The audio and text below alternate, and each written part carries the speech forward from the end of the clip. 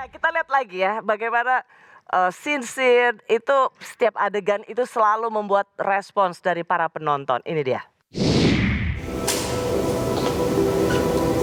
Right.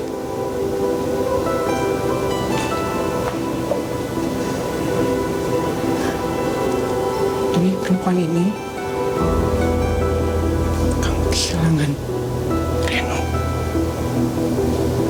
Raya, aku. Why?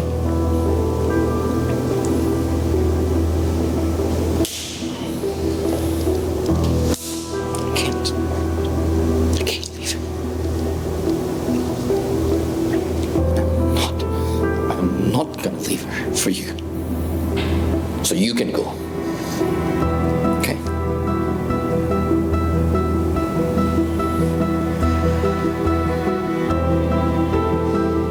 Oke. Aku mau kamu nggak pernah selingkuh sama dia. Bisa? I can't.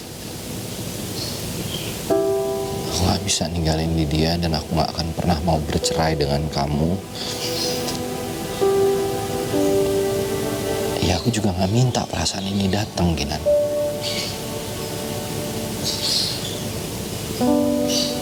Perasaan ini datang sendiri. I don't know how to stop falling in love. I don't know how. Dan kamu tahu aku sangat cinta sama kamu. And you know that. Terus maunya apa? Sekarang aku tanya, maunya apa? Poligami, gitu.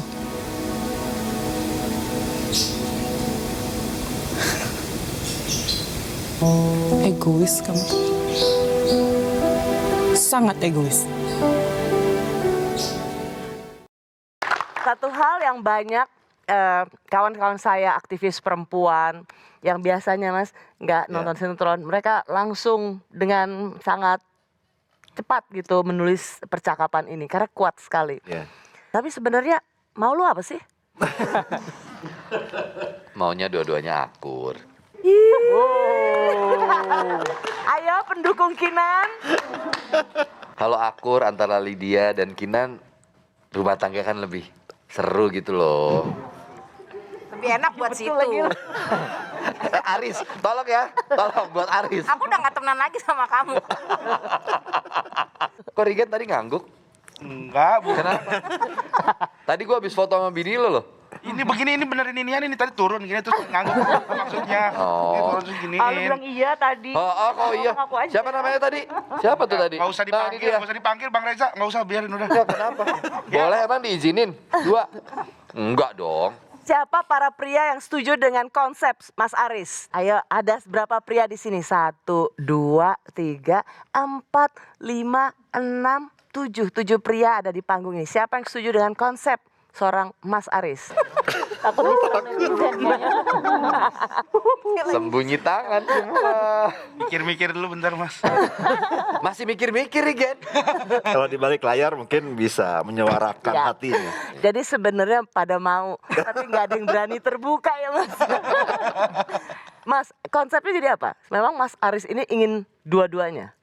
Iya, kalau dalam dialog itu kan tersirat bahwa dia ingin mendapatkan kedua perempuan itu kan.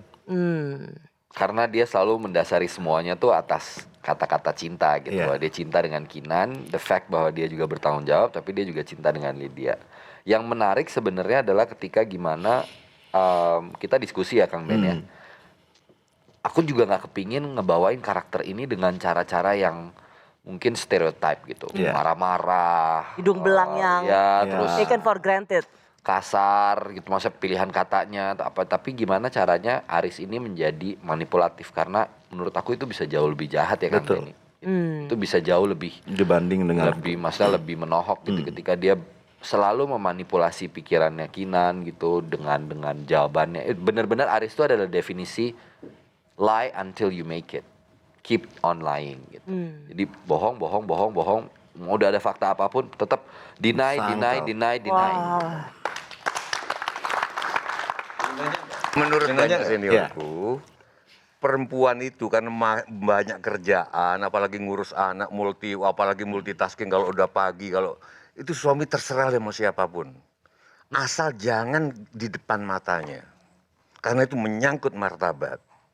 Pertanyaan saya, kenapa dibikin tahu si Kinan ini? Sebetulnya perempuan itu, aku yakin, setuju nggak? Dari bau tubuhnya, dari itu tahu kok suaminya selingkuh atau enggak. Itu peka banget. Ya makanya itu Aris tuh cukup bodoh memang dalam berbohong. Karena awalnya kan bohong. Enggak. Tapi kan Kinan adalah detektif paling unggul. Sampai akhirnya tahu gitu semuanya. Berarti Mas Aris yang begitu kita lihat gila brengsek banget. Jadi buat para lelaki sebenarnya bodoh ya? Ya kalau bohong terus ketahuan, yang namanya bohong kan pasti akan ketahuan pada waktunya. Gak rapi istilahnya. Oh, gak rapi ya Riken ya? Gak rapi kalau bahasanya. oke. Arif tadi Kurang rapi. kurang cantik mainnya cantik gitu. mainnya. Waduh. Jadi Mas Sujiwo aja gini ya, kadang-kadang kayak memang betul tadi Mas bilang ada aksi ada reaksi, tapi kan di sini kita melihat bahwa persentase terbesarnya adalah yang memilih selingkuh karena kan ada banyak pilihan Mas gitu. Gini, saya nggak membela Aris ataupun siapapun yang melakukan perselingkuhan ya, tapi sebenarnya gini, baik laki-laki ataupun perempuan ya, secara psikologis ketika dia melakukan perselingkuhan itu lebih karena misalnya nih ya, kasusnya benar-benar bahagia ya, bukan karena ada masalah-masalah lainnya. Terus kok bisa bahagia dalam pernikahan, terus cinta pula. Kenapa bisa sama orang lain? Karena diri kita ini, kita kan punya berbagai versi sebenarnya.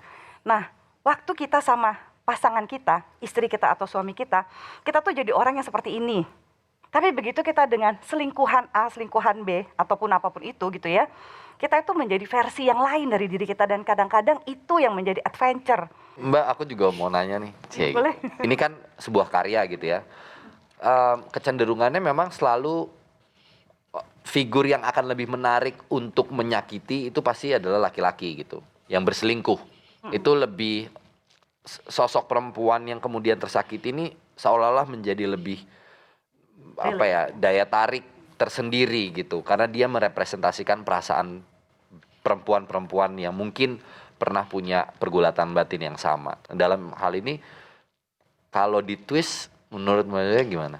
Kalau di twist ya dalam kenyataannya gitu itu masih relatif sedikit laki-laki yang mau di bawah bayang-bayang perempuan itu aja karena dunia kita masih relatif lebih patriarki Mas. Ya. Nah terlepas dari kasus itu berapa banyak laki-laki yang segitu bucinnya dibandingkan perempuan yang segitu bucinnya gitu. Oh, jadi perempuan Yang lebih agak bucin relatif. daripada laki-laki. Kejadiannya lebih banyak begitu Mbak. Jadi pelajaran dari film ini adalah perempuan jangan mau dong jadi bucin ya. Ya itu makanya ada yang namanya relasi kuasa yang Iya. kadang kita lupa di masyarakat, terutama di society yang Yes. yang patriarki itu ada relasi kuasa sehingga bisa dengan tenangnya misalnya si laki-laki bilang ini sih ceweknya aja yang hormonal atau nyalahin perempuannya kemudian gitu ya, menggaslighting. Berapa kali tuh Aris tuh menggaslighting gila-gilaan. Memang. Kamu yang gila. Aduh, itu misalnya kayak gitu. Kamu Dia lagi hormonal. kamu apalah segala macam dan Iya. benar-benar jadi malah Aris kemudian menempatkan dirinya sebagai korban. Kok kamu tega sih Kinan gitu. Ngerusak semuanya. Nah, ini cara gaslighting yang biasanya dipakai dan ini berhubungan dengan relasi kuasa. Menurutku salah satu faktor kenapa cerita yang sudah dianggap banyak banget bertaburan di televisi dimanapun, kan bukan cerita yang baru ini, perselingkuhan, rumah tangga tuh udah banyak banget, udah ribuan episode mungkin juga pernah dihadirkan. Tapi kayaknya memang bagaimana Kang Benny dan cast semuanya gitu saling riset sih sebenarnya, basicnya sih itu sih. Karena Putri juga melakukan risetnya, aku juga melakukan risetku, Anya pun dan semua pemain-pemain lain. Gimana ya cara kita mewakili satu perasaan, manipulatif itu bentuknya banyak, dia harus gaslight juga. Aku pengen ngasih itu gitu ke Kinan gitu. Jadi ini tuh bukan satu potret yang mukul, nampar, teriak atau selingkuhannya langsung dibawa ke rumah gitu. Bukan hanya sekedar itu sebenarnya.